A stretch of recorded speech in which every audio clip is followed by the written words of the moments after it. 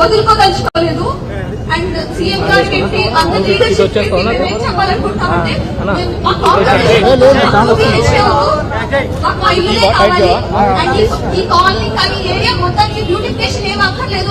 Already చాలా harmonious గా ఉన్న కాలనీ ఏరియా ఇదంతా చాలా గ్రీనరీ ఉంది అవతల వైపు.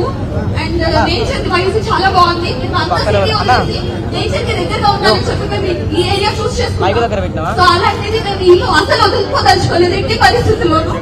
సో అందరు లీడర్షిప్ మాకు సహకరిస్తారని కోరుకుంటున్నాను. దయచేసి చెల్లమ్మ నిండు గర్భిణి అయినా రాష్ట్ర ముఖ్యమంత్రి గారు అర్థం చేసుకోవాలా, ప్రజలు ఏ విధంగా ఆవేదనలు ఉన్నారనేది ప్రజలు అర్థం చేసుకోవాలా.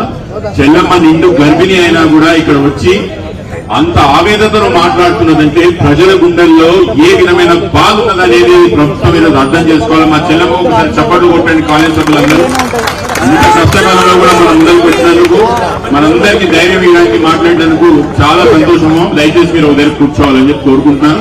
అమ్మా అందరు మీరు మాట్లాడడం అయిపోయింది కదా, మనం పెద్దలతో మాట్లాడిద్దాము. ఎందుకంటే మీరు మాట్లాడినాక పెద్దలతో మాట్లాడి మీరు ఒక్కరు మాట్లాడారు.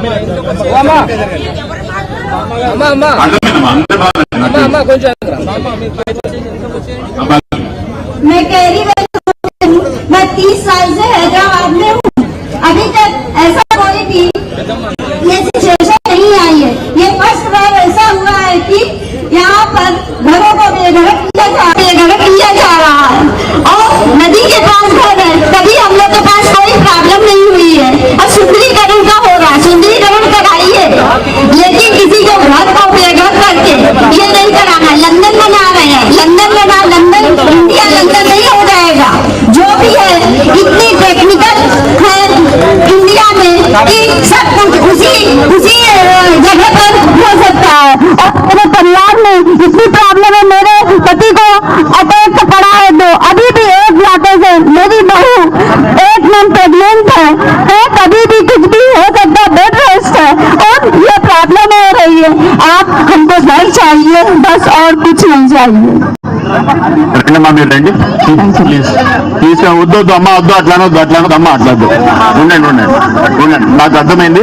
రండి అమ్మా. You wanted to speak right? You wanted to speak, please go head, please go head. First ladies కి రెస్పెక్ట్ ఇవ్వడం నేర్చుకోండి మీరు. మీడియానే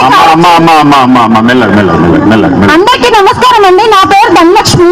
మేము కేంద్ర విహార్లో ఉంటాము. మావి మొత్తం 383 ఇళ్ళు ఉంటాయి. అందులో 148 ఇళ్ళకి బఫర్ జోన్ లో ఉన్నాయని తెలిసింది. మేమందరము సెంట్రల్ గవర్నమెంట్ ఎంప్లాయీస్ ని.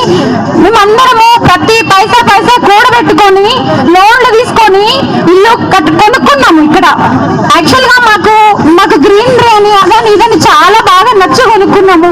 ఎక్కడెక్కడి నుంచో వచ్చి మేమందరం ఇక్కడ ఉన్నాము. ఈ FTL బఫర్ జోన్ అని చెప్పి చాలా